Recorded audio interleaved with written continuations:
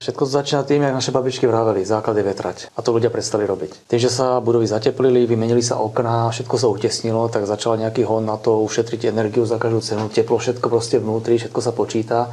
Prestalo sa vetrať, je ten vzduch vydýchaný, je tam veľa vlhkosti, veľa pachov, zápachov, škodlivín a podobne a nie je to ako dostať von. Ľudia ako keby zabudli na to prirodzené vetranie. Tým, že sa okná vymenili, tak voľakej tá výmena vzduchu bola prirodzená. Bola infiltrácia oknami, tá budova nejak proste pracovala, stále vetrala.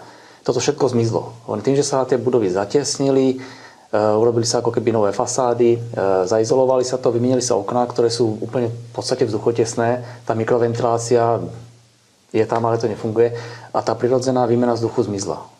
A ľuďom už nikto nepovedal, áno to B, síce máte to zatesnené, ale musíte vetrať. Nájemníci právě nemyslí na to, že když, nebo nechtějí otevřít to okno, aby to teplo neutíkalo například v zimě ven, a jediný, kdo to řeší, tak jsou pak majitele bytu. Úprava vzduchu neznamená len proste dať tam tú vôňu alebo teraz nafúkať to nejakými tými sprejmi a zmizne vám odor, zmiznú vám zápachy, ale úprava vzduchu naozaj tak, aby to fungovalo, aby to bolo zdravé, tak je naozaj ten čistý čerstvý vzduch proste zvonka.